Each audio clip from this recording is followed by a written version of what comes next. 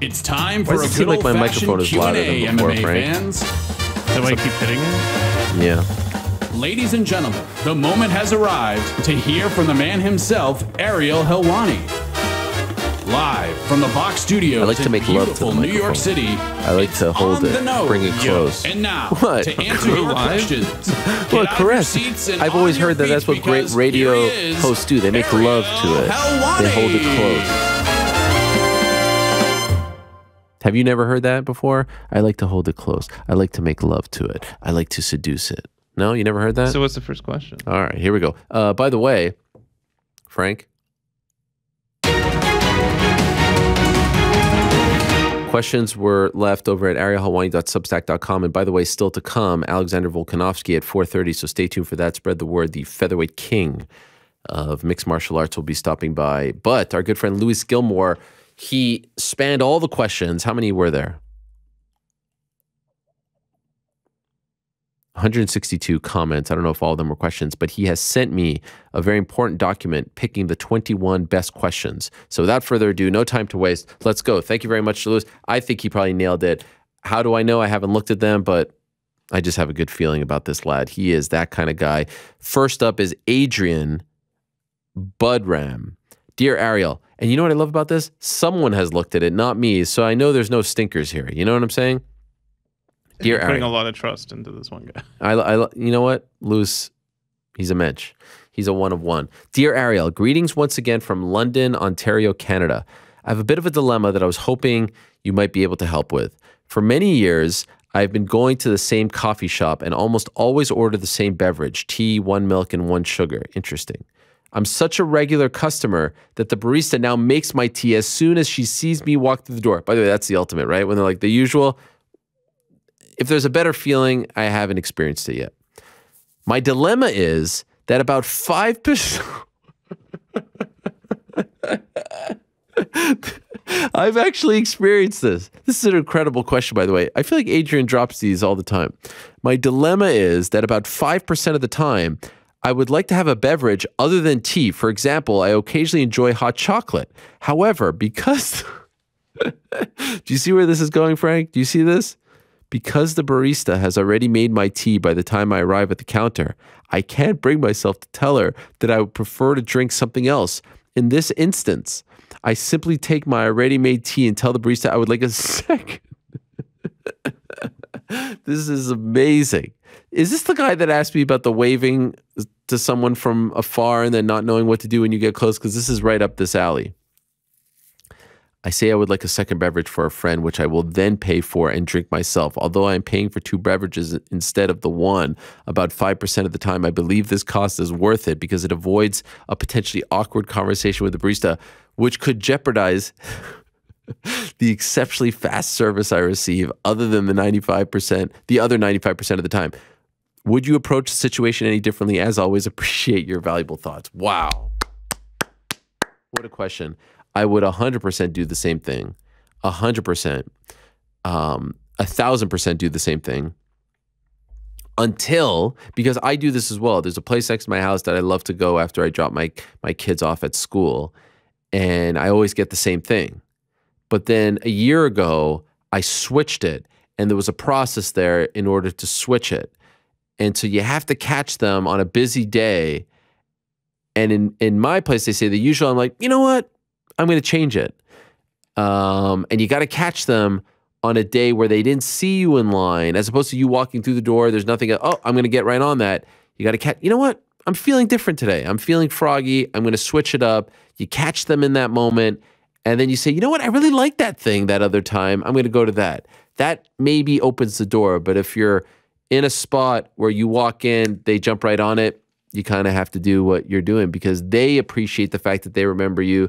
They appreciate the fact that they can get your order without you asking, and they suspect that you appreciate that fact as well. Now, you could rip the Band-Aid off, but to your point, it might make for an awkward conversation. So, look, ultimately, you're asking for a tea, right? So, I mean, that's the easiest thing. You're not asking them to make you a flat white or something like that. So, it's a pretty easy thing to discard, but if you feel bad about it, I understand. It's a tremendous question, by the way, tremendous. And I would put myself in this situation and wonder and actually worry about this same exact thing. El Cubano up next. Tremendous. Way to lead off. I mean, the Lewis era is just off to a flying start. What a crazy main event last weekend, which saw Charles Oliveira once again being knocked down and coming back to finish the fight. While I will no longer doubt him, I can see how the public will view him as an underdog in a fight against Islam. My question is, where do you currently rank Charles in the history of the lightweight division? Also, hypothetically, if he were to continue the streak and defeat the names of Islam, McGregor, and maybe even Volkanovski, where would he rank all time? If you eliminate every fight that Charles Oliveira had before the 11-fight winning streak that he's on, he would be on one of the all-time great winning streaks. He would have one of the all-time great resumes. And I think that people get somewhat clouded by his early days in the UFC and some of the stumbles and the mishaps and the failures on the scale and whatnot. But if you actually look at his resume as of late, Michael Chandler is 100% right. His resume right now over these 11 fights is way more impressive than Khabib's. It's just the body of work that hurts him because he has 8 losses, 1 no contest. Gaethje, Poirier, Chandler, Ferguson, Kevin Lee, Jared Gordon, Nick Lentz, David Tamor, Jim Miller, Christos Giagos, Clay Guida. I don't know if anyone has a run like that. And as far as all time, he's starting to be in that conversation. And don't even begin. Like, when it's time for him to break that record, if in fact he does break it, if anyone brings up this fight on Saturday not being a title fight, I will slap you in the face. Not literally, but I'll think about it. I think he's in that conversation now. For the longest time, I always thought that the greatest lightweight champion of all time was BJ Penn. The greatest 55er of all time was BJ Penn. But then over time came Frankie Edgar and Benson Henderson. Conor was incredible. Like, I don't know if anyone's had a better performance in a single title fight ever, especially as challenger, than Conor versus Eddie. And then, of course, you had the somewhat brief Khabib run. Remember, Khabib beat Ali Quinta, then he beat Dustin Poirier. Sorry, beat Ali Quinta, beat Conor, beat Poirier, beat Gaethje, and then walked away. It was almost like, could have been so much greater. Didn't want to, totally understand. But you could put Quinta, Conor, Poirier, Gaethje up with the recent run that Charles is enjoying at this exact moment. So he is on his way. There's no doubt about it. I'm not going to sit here and say greatest of all time, this and that. But I think the reason why people don't talk about him in that same light is because we have seen him lose. We have seen him stumble. And so that sort of, it's the same reason why I think in retrospect, the move to 205 for Izzy was a mistake. In retrospect, in the moment, we all thought it was great. But in retrospect, because it made him seem a little more human. Imagine if he was still undefeated right now going into this Cannonier fight. Everyone likes that O on the record. Everyone loves someone who's invincible. Yeah, could you imagine if he beats Islam, if he beats a Volkanovski, if he beats Chandler again, if he beats a Conor who comes back? He would have to be in that conversation. Maz Abdullah. Hi, Ariel, longtime listener and first-time poster. Quick question. What is the nature of the contract extension clause that the UFC exploits, quote unquote? Can the UFC continuously offer the Khamzat fight to Nathan, knowing he'll decline and in turn repeatedly extend his contract? Or does the 3 fights offered per year that Dana states, whether true or not, have to include different fighters that have not been previously declined? I don't believe so. I believe they can keep offering it. But again, there's no real rhyme or reason to any of this. They can get rid of that thing. They could waive it the same way they can cut you after 1 loss and after you signed a 4-fight deal or a 6-fight deal. And by the way, if they offered him Khamzat right now, I think he would take it. That's how badly he wants to move on. Again, amazing that we're approaching 1 year since his last fight. June will be a year since his last fight. Dude wasn't injured, wasn't sidelined, wasn't suspended. I actually think he would have come back in August of last year. September. Well, his brother fought in September, but you get the point. 1 year. And they threw him 1 fight, and he didn't like the fight. It didn't make sense. And I think most sane people would agree it didn't make sense. And he's been on the sidelines since. Nico, ça va, Ariel? Conor seemed to be torn between the call-outs he received last Saturday, both from Chandler and the champ. If you were advising him, which one would you tell him to pick and why? Also, any truth to the rumor that the UFC were annoyed by Islam's fake call-out of RDA after his last win, and that's why he might have to face Beneil Dariush rather than Oliveira? Yeah, 100% that's why. To answer the latter first, that's exactly why they said initially, or Dana said initially, that he would have to face Beneil Dariush. Now, ultimately, will that happen? I don't know. Ultimately, did they think it was fake? I don't know. But the fact that it was brought up and then he didn't come through when it was offered definitely annoyed him. And that's why he said, yeah, you know what? You're going to have to fight Beneil. If I were a betting man right now, I would say they're not going to go through with that. And by the way, it might be up to Beneil. He's been relatively quiet, suffered a serious injury. Who knows how long he's going to be out for. As for Conor, honestly, I feel like the fight for him is Justin Gaethje. I feel like it's the right style. It's a name. I mean, in a perfect world, you do the Diaz fight, but he isn't ready to come back, and the Diaz situation is weird, and he doesn't want to wait. That's probably the fight that makes the most sense at this point in his career. And of course, if the title shot is offered, you take it. Why would you wait? You could cut the line. But if we're looking to build you back up, and a Ferguson fight would be a big fight as well, but I think Ferguson should take an extended period of time off. Here's the thing. The way they handled the return 2+ years ago when he came back to fight Donald Cerrone, that's the way they should handle the return whenever he's ready to return. Let's be honest, the Cerrone fight wasn't one that was met with a ton of excitement. And when it was first announced, people were like, this sucks, this, not a good fight.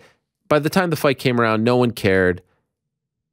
No one whined. Everyone watched. It did big numbers. And I think that they should go with the same approach because they picked him because it had been a while since he won. It had been, 4 years since he won a fight, 2 years since his last fight. And they just wanted to get a W. And that should be the ultimate goal. Because despite the fact that he's coming off these 2 losses, he's still popular. He's still a big deal. He'll still generate a lot of money. You don't necessarily need to fight. And so I'm sure there's someone at home saying like, well, then why are you suggesting Justin Gaethje? And you're right. I'm trying to find someone who makes sense for them in their career, makes sense for Conor. Stylistically, he's not going to wrestle him, this and that, but Gaethje's a super tough fighter. There's no doubt about it. The timing, Gaethje likes to take time off, so he'll only really come back later this year, early next year. But yeah, perfect world, it's Diaz first. I don't know if the timing's going to work out there. Ferguson, I don't know if the timing's going to work out there. The Chandler fight would be a big one. It will be gigantic.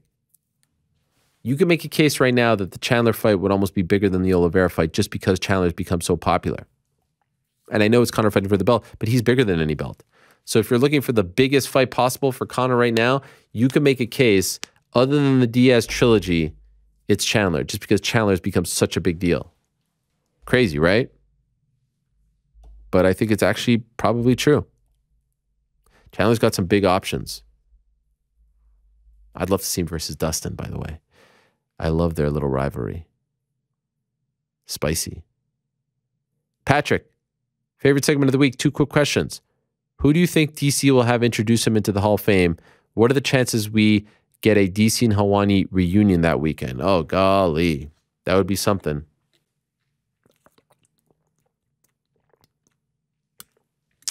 Who do I think DC will have introduce him into the Hall of Fame? Other than me? I'm kidding. Or am I? I'm kidding. Or am I? I'm kidding. Or am I? Well, if times were a little bit different, honestly, I would have probably picked Kane, even though Kane's not a big talker. Who knows what's going to happen with him between now and then? Other than Kane, could have made a case for Khabib. Khabib's being inducted, so that might be weird. Bob Cook might be the guy. I mean, I feel like I can make a strong case for myself, if I'm being honest, but I'm not gonna be that guy. I'm not gonna give myself the old Barry H here.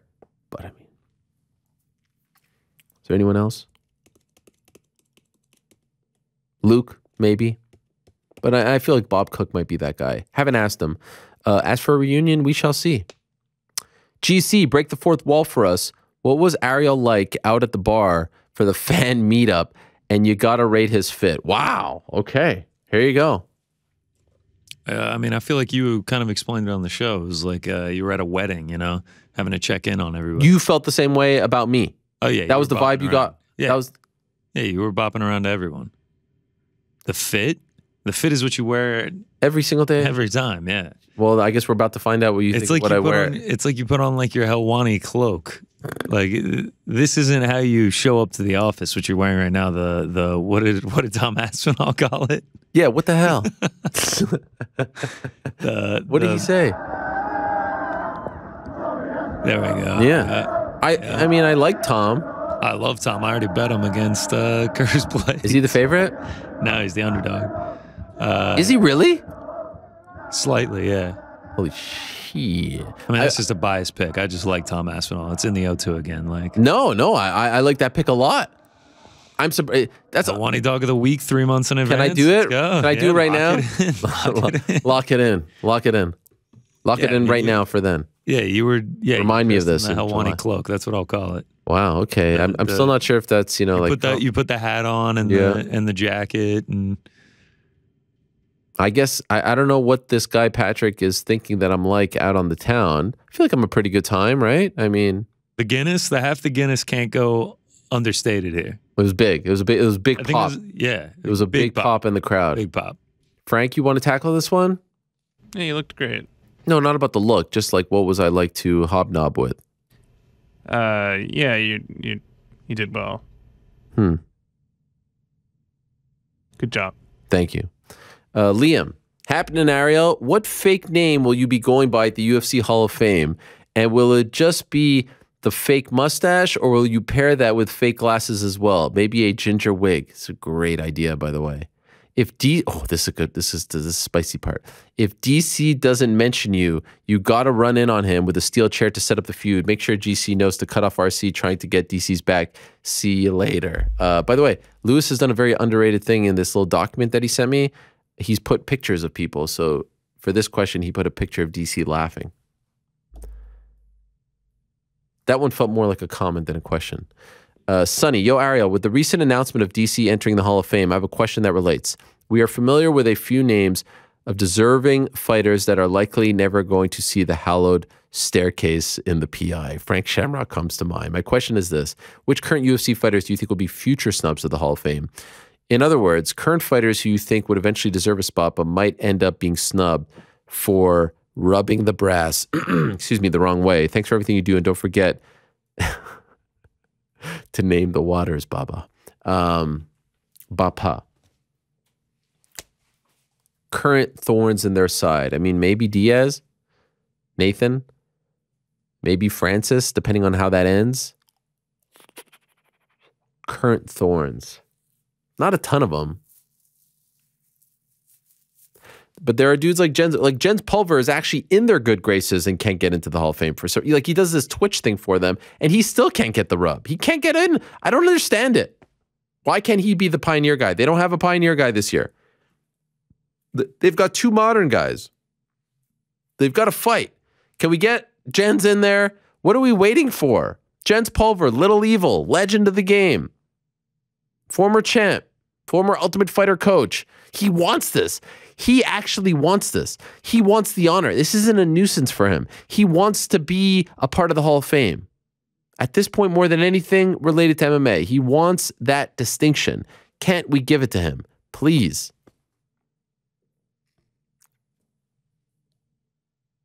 Good people, bad intentions. This question is in two parts and is directed to Ariel and Connor. What are some skills that you rely on during your work for the MMA Hour from your past education / work in journalism? And two, when a media member does not have a background in journalism and covers MMA, are there any observations you have, or for the most part, are they functionality the same? Thank you. I mean, for me, it's just listening, asking follow-ups, being prepared. I don't necessarily think you need to have a journalism background to do any of these things, including this. I mean, look how many podcasts there are right now in the world. The vast majority of those people don't have a journalism degree. It's just like, it's like playing football. It's like playing a sport. It's like playing an instrument. The more you do something, the better you get at it. The more reps you have. But the main thing I tell everyone is don't write any questions down. If you're going to meet your friend at the coffee shop, are you writing questions down, or are you sitting there listening, talking, asking a question, they answer, you reply, they answer? You know what I mean? Follow-ups, listening. There's not a single question written down today. You just have to know what you're talking about. You have to know the subject. You ask a question, they answer, you listen to what they say, and then the whole thing. And there might be a roadmap that you want to follow somewhat, but for the most part, you got to be open-ended and just know the subject and be prepared to ask follow-ups. Listen. Listening is a very underrated thing that I don't think enough people do. Drives me nuts when I listen to or watch sit-down interviews with really big names, and you see these people who cover this particular field for a living, and they're sitting there with a list of questions. How can you not, like, you're sitting there and you're in front of LeBron James or Giannis Antetokounmpo, and you have a list of questions in front of you? Are you kidding me? Anything you want to add, GC? No, I feel like you covered it. You're there. Do you have a journalism degree? I do, yeah. From where? What do you think, man? Georgia. Oh, right. Jeez. I don't. Well, no, you could be a fan of the team. It's no Syracuse, but you know. That's for damn sure. Is it a good? Is it a good journalism school? Yeah, most people consider it top 10. For real? I swear, yeah. Most famous alum? Ryan Seacrest. That's not a journalist. In journalism. Sorry, I watched American Idol on Sunday. He looked pretty journalistic up there. Wait, he's still doing American Idol? Yeah. And you still ABC, watch it? yeah. Wow. No, it was just on. It was just on. Wow. It was on, you know. Wait, sports journalist, most famous? Maria Taylor. Oh, right, all right. We've got quite the alumni network. Okay. Google us sometime. Yeah, all right. Sweaty Spaghetti. Good day, Ariel. I'd like you to play odds maker in a hypothetical blockbuster matchup between two veterans of the game, GC versus New York Rick, in a best-of-3 showdown to determine the official second in charge behind your great self of the MMA. The contests are as follow. 1v1 half-court basketball, first to 11. Hot dog eating contest, first to eat 10 hot dogs. If required, best-of-3 arm wrestle. My personal opinion is GC's youth and energy gets him over the line, but I wouldn't rule out Eric's unwarranted self-confidence from propelling him to a win. What line are you setting for this epic showdown? Golly. What line are you setting, GC? I mean, to win, like, minus 800 for me. To win in two challenges, just to clean sweep it, I'm going to put it like minus 350. I mean, basketball, that's easy. I'm going up 1-0. Hot dog eating contest, I feel innately confident in, but oh, wow. Rick is just giving up. He just waved the white flag on Slack. Yeah. By the way, what happened to the gimmick where Rick weighs in on, did he drop that already? I mean, you can't count on a guy. I don't know. Did you send him the Zoom link? Right, it's the same Zoom link every damn time. Anyway, he waved the white flag. He said Conor's got it. Yeah, I mean, it was a walkover. You think it makes it to round 3? No, but I think round 3 is most likely the one he would win. Right. I mean, we're not working with a lot here, you know. Sure. I mean, it's not bad. Hot dogs, though. I mean, that's you could smash them. I just don't know. I don't know how he is. 10 though is not a lot. I could take down 10 easy. I think I'm going to go to the Nathans. Oh yeah, July 4th. Yeah, I think I'm going to do it. Nice. Frank, he says that because I criticize his mic that he's not coming on. Fair enough. Yeah, we'll get it fixed. Oh, but he's offering an IQ test instead. Oh, that's spicy. Wow. That's spicy. Wow. Especially because I would beat him there as well. So I'm down. Knucklehead guy. Knucklehead guy? Hey there from Kitchener, Ontario, Canada. Beautiful part of the country. Thanks for keeping me loaded with great content, which helps my day at my job go so much smoother. I love the ongoing development of the show and seeing even more from the likes of GC and even Frank. My question is twofold, so feel free to answer one, if not both, but I think they are on the same wavelength, so I hope you don't mind the double dipping, so to speak. Which one of the crew members are you most surprised with when you consider what you thought of them when they first joined your team, when compared with how much of a bond you have with them now? Oh, you know, I kind of thought that he was going in a different direction with this, like that I had low expectations in terms of what they can bring to the table, and now they're exceeding my expectations. I'm glad that's not where we're going. Considering what you know of each and every one of your crew members, if ever you crashed a plane on a deserted island, assuming everyone on board survives, how would you delegate tasks for the best chances of survivor? For example, who would be in charge of gathering food, making fires, building shelter, creating tools? So we're on an episode of Lost here, protecting the tribe from potential beasts or other threats. Golly, this is intense. Well, in the past, I will say that we've had a lot of audio people, and they've never really been a part of the show. So I think the emergence of Mysterious Frank has been a very pleasant surprise. So I would say that. I mean, when I first saw him, he was sort of like detached from the whole thing, didn't really want to be here. He was a bit disgruntled. So I feel like it's been a nice change. Wait, what? As for who we can, I mean, I feel like number one, there's a bit of a debate in the, so I'm not really sure how to refer to this member of the team. Are we going with CJ or SJ? I don't want to. I'm still CJ. I'm never changing from CJ. It's SJ all the way. Well, the debate is Crypto Joe or Sloppy Joe. He's number one in terms of, like, if anything breaks around here, he's the first guy up there and he gets it fixed within seconds. So, you know, God forbid if we crash on a deserted island, I feel like he's getting shit done, like, off the bat. We'll have coconuts before we even assess the situation. Yeah. He's climbing trees. He's building fire pits. I mean, I feel like GC's a good, I feel like because you come from the South, you're going to go fish. You're going to get us some food. What do you think? I feel like you're good in it. No? You're not that guy? I feel like you're good, like fishing, fly fishing. No, none of that? No, not If there's saying. ranch involved, he'll find a way. Well, I'm from Georgia. I'm also from Atlanta, so. Right, you're from the city. I feel like New York Rick will just be off to the side criticizing everyone, just sort of not really helping, just criticizing, pointing fingers. You know, I'll assume the leadership role. I feel like also Corporate Alex will be very good with his hands.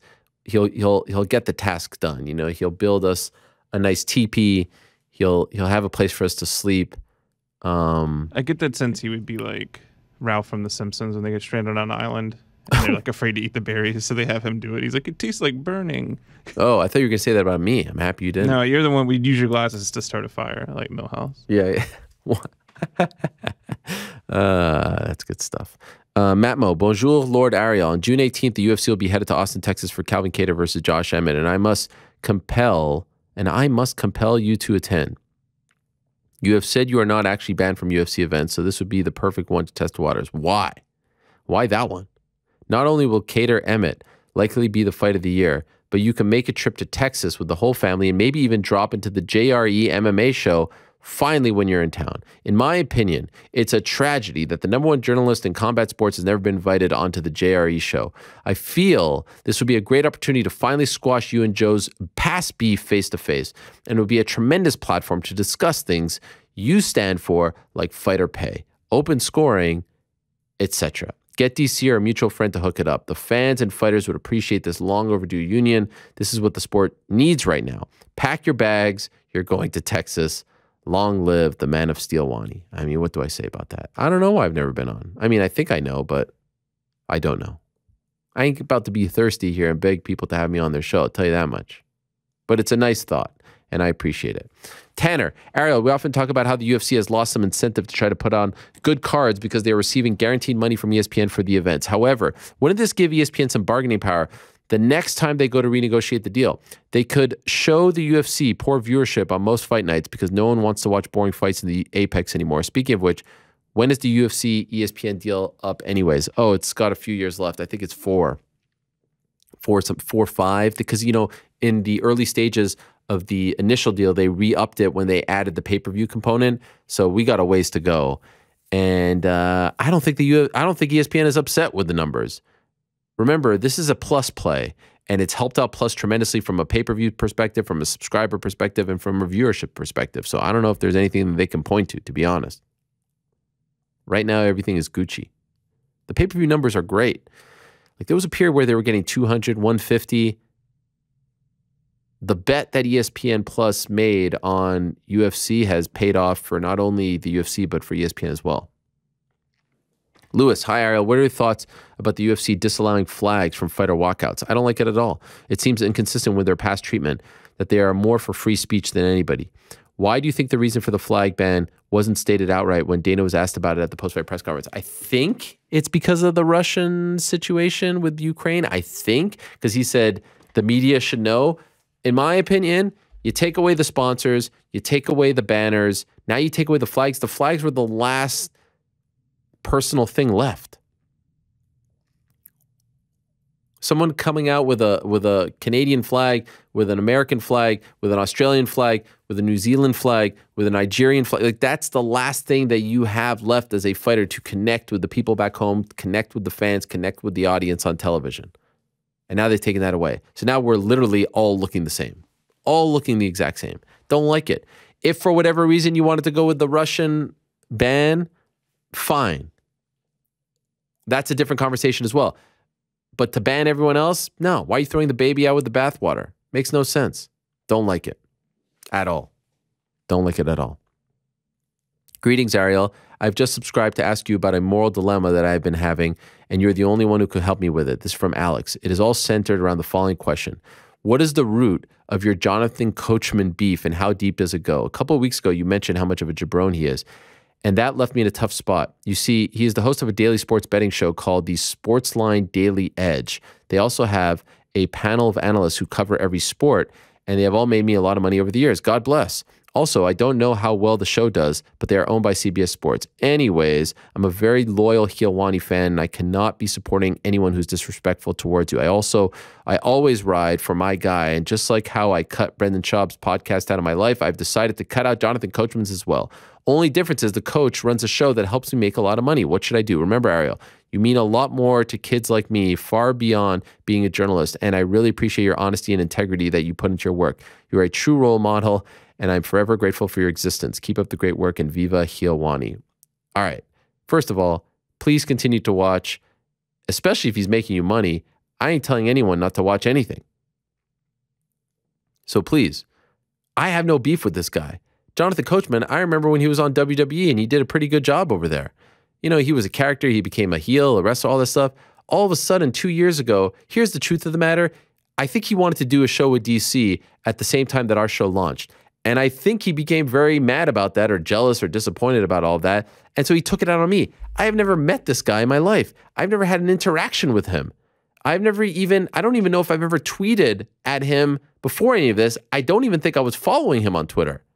And all of a sudden, the guy takes like personal offense to my existence. Some of the wrestling stuff that I'm doing, talking about me at ESPN constantly, acting like he knows my situation, acting like he has any idea about what goes on.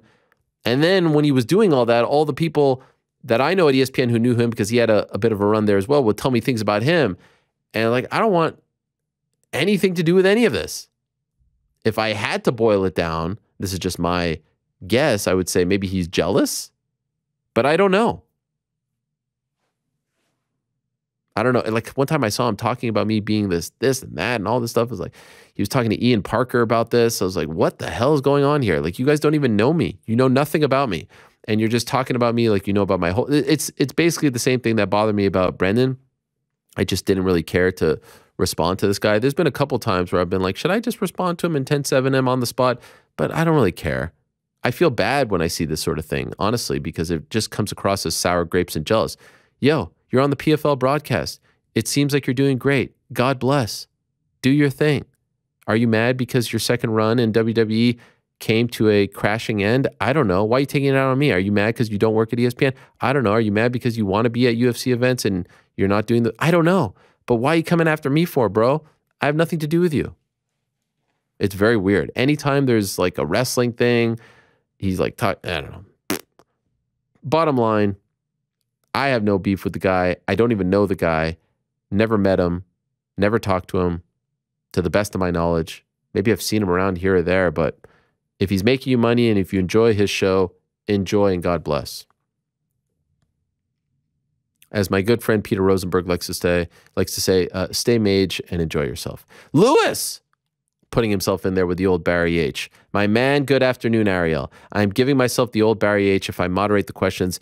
Am I giving myself the old Barry H if I moderate the questions and ask them as well? Let's find out. And no, you are not. I mean, you should have put yourself at the top. That's what I would have done. You pride yourself on reporting news that is accurate and true. This has been a staple of 2 decades you've been in this game. Almost 2 decades. There was, however, a time when you were also the fastest gun in the West. It feels fair to say that you've let that aspect go. We know it's not due to lack of information, just more of a timely release thing. My question is, when and why did you lose interest in that aspect of breaking news, being the first to report items? Was it gradual or was there something that triggered it? Much love, Lewis. Shout out and thank you to Ross from the Energized Show for planting the idea for me to moderate. Yes, shout out to Ross as well. And as always, stay energized. That is a good question. Basically, it came down to a few things. Number one, came to the conclusion that the juice wasn't really worth the squeeze. You know, they plant this thing in your head, the UFC does when they make these fights. Don't let it leak. Don't let it leak. We have big plans. Meanwhile, it's just a tweet. You know, no one actually cares how it comes up, but they just have a tweet plan or something like that. And so at this point, as I've said before, I get greater joy out of like an interview with Michael Chandler than I do breaking his upcoming fight. That to me gives me way more joy. So if they feel uncomfortable with confirming something, a source, a manager, a fighter, a coach, if they feel uncomfortable, I'm not going to jump in there. Early into my time at ESPN, I remember having a conversation with someone who was actually, I'll just tell you, it was my boss. And my boss was like, I don't care if you break news. I don't care. That's not why we have you here. That's not. And through that, it took a while to sort of reprogram my brain, but it was really that conversation that he let me know, like, this is not worth your while. You don't have to chase these things. That's not your value. That's not what you bring. That's not why people want to hear from you. You know, we had the show with Chael, etc. So it was really that experience that got me to stop caring as much about that. And again, it's a very fleeting thing. And I don't want to be tied to my phone. You know, you're obsessed. You leave your phone on, you know, sound on in the middle of the night because you're afraid to miss a scoop. You're checking your phone every 2 seconds. That's not the lifestyle that I want. That's not the life that I want. Rest assured, whenever I break news, it usually just falls in my lap these days. And I'm not saying that to be like some sort of big shot, but I'm not bothering people, begging for things. It's just not something that I feel like I have to do. There are people out there who do a great job, and it's a very important part of the game, and I'm not begrudging anyone who does it. I just feel like I have sort of moved on from that. And then also when I was there, you know, I didn't want to battle with colleagues, namely one, you know who I'm talking about, Brett. He was getting the scoops, he was breaking the news, and I didn't want to battle that. So there were times when we were kind of, you know, going after the same stuff, but that would get increasingly uncomfortable, and I didn't really enjoy that. So I kind of just focused on some of the other stuff, Chael, DC, the shows, the interviews, and I felt like no one really cared otherwise. So that's really why I kind of took my foot off of that particular pedal and focused on the other stuff, and I'm happier. I mean, I've been doing a new thing lately where I don't turn my phone on ever. If you text me, I will only see it if I pick up the phone. If you call me, I'll only see it if I pick up the phone. And more often than not, I'm missing the phone call because it's not ringing. I'm really trying hard not to be attached to this thing. I'm really trying hard not to be addicted to this thing. I'm trying hard not to be so consumed by it. I'm trying to get that percentage down every week when I find out how long I've been spending on this thing. And part of that is not having to be on the phone, texting people, finding out things, you know. And there's so many, like, what does it all mean? Again, I'd much rather get that interview with Volk than break the Volk fight, which I think I did. Mark, greetings, Ariel. What do you make of the light heavyweight division post John Jones? The fighters competing in the division seem to be lacking popularity amongst casual fans these days. Because of this, do you think the UFC will continue to specifically hold light heavyweight title bouts in foreign countries to promote the sport outside the US until there's a star? No, I think it's fine right now. But by the way, there's just a lot of European guys at the top of the light heavyweight division. Jan, Rakic, Yuri, Glover, obviously not from Europe. I think that they're actually building it up rather nicely. A couple of years ago, it felt like the well was pretty dry, but I'm quite high on Rakic. Still believe in Jan. Yuri, if he wins, has the personality to be a big-time star. So, yeah, is it in a bit of a rebuilding phase? Sure, but I think they're not too far off. So credit to Mick Maynard, who's been building it up. Are we putting the counter up there? Because I don't want to be sitting. I think I've answered what, 2 since then, right? Or maybe it's 1. Can the number move or no? Yeah, they're adjusting it. All right.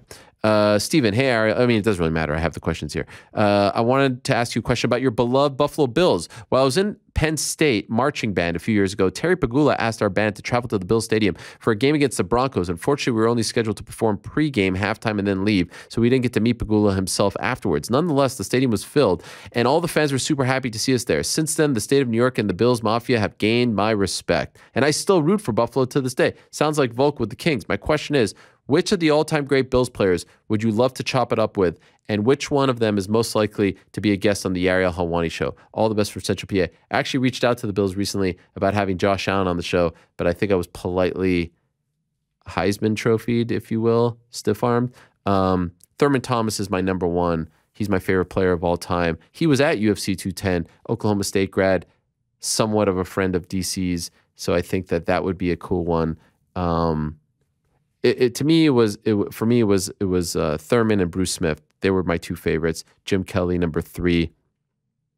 I always loved Kenneth Davis as well. Cornelius Bennett, Darryl Talley.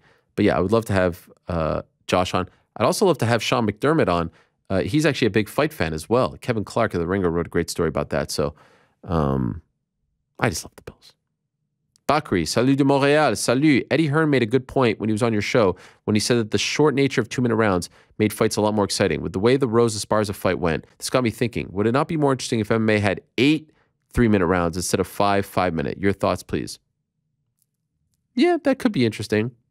I don't know why they went with 5-minute, to be honest with you. I thought you were going to go with women's fights being 3-minute rounds instead of 5, which I would not be in favor of, because we've already been there before. But I'd be down to try that. I don't think there's a necessary need for it. Look, let's not try to revolutionize the whole sport because of one bad fight. There are bad fights every single week. It just so happened that this one was a title fight. So let's not try to change the whole game. I think it would be fun, but I don't think there's a lot more things that I'd love to change before that. Hello, hello. Hey, Buffy. Hey, Boff, excuse me. My eyesight sucks. I need to zoom in on this. I was just talking to the guys in the back and it dawned on me. What do you mean he was talking to the guys in the back? Why don't judges ever score around 10-10 or 9-9? This guy's the best. You know that reference, Frank? 9? 9-9?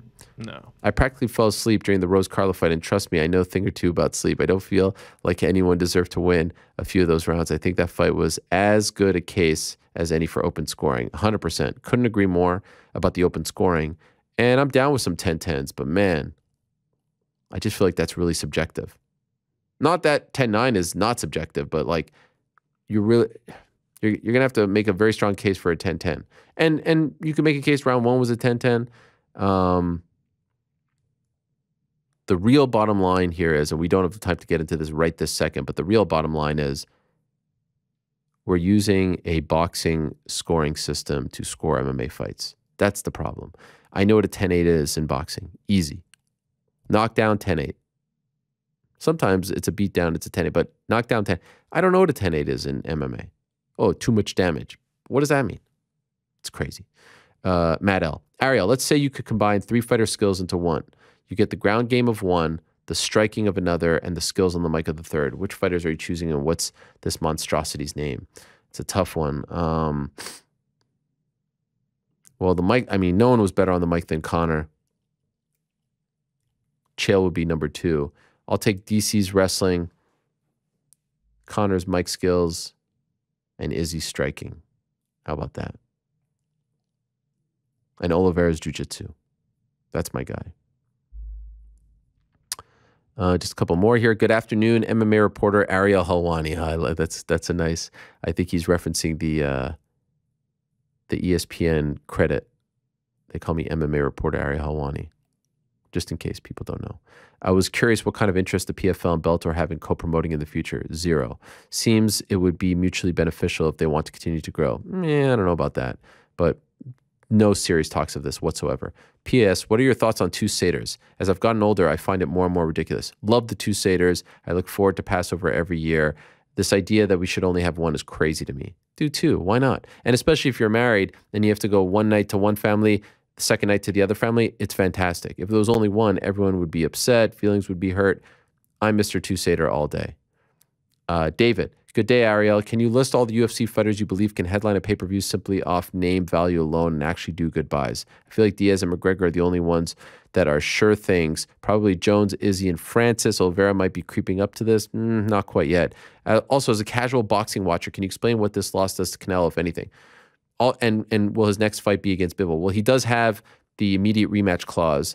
No word, at least I haven't seen, that he's he's using it. He's going to take advantage of that. I actually think that the Triple G trilogy would be even more interesting now if they did it in September. And then if he wins that, he goes up to fight Bivol again. Remember, this is a guy who has not fought at 175. 168 is probably his best weight class. He was biting off a lot more than he could chew. And then you have people out there who are disrespecting Dimitri Bivol, saying that he's a bum, he's a no-name, he's a nothing. He is not. He was bigger, he was longer, and his defense was great. His jab was great. I mean, he just dominated that fight. So I don't think that his stock drops at all in this fight. I think Bivol's stock went up. I don't think Canelo's stock drops because he was moving up. It's sort of like Izzy going up to fight Jan. Did it really drop? No. People are like, nice try, and go back to your natural weight. I'd love to see the Triple G rematch. And by the way, I'm happy that losses in boxing aren't meaning as much. Fans get all crazy about boxing losses, and you go 40-0, you lose once, and they want to say that you're the biggest scrub of all time. No. It's okay. Just look at MMA. Some of the best fighters have multiple losses, double-digit losses. It's all right. He'll be just fine. Reclamation projects, bounce back fights, rejuvenation project, all that stuff, just as interesting as a long winning streak, in my opinion. Charles Oliveira has won 11 straight fights and has finished 10 of those opponents. Those wins have come against Chandler, Poirier, Ferguson, Gaethje, Kevin Lee. Where does this put New Bronx on the all-time lightweight conversation? He's up there. He's 100% up there. He is up there. And if he beats Islam, there's a serious conversation to be had. Last one, and this has been great. Afternoon, with Khabib and DC being a part of the modern wing of the Hall of Fame class, who would you like to see be inducted for the Pioneer wing? Have a great show. Keep up the great work. Olajuwon the Dream. One man only. Who can happen? It can happen with him. Frank Shamrock, it ain't going to happen, but he should be in there. That guy is Jens Pulver, Little Evil. I didn't even see this question, and I answered it at the top. Put Jens Pulver in the Hall of Fame. It will mean something to him. He will be emotional up there. That's what you want. That gets the Hall of Fame over. That makes it a big deal. Put Little Evil in there and thank me later. Great job, Lewis. You're hired.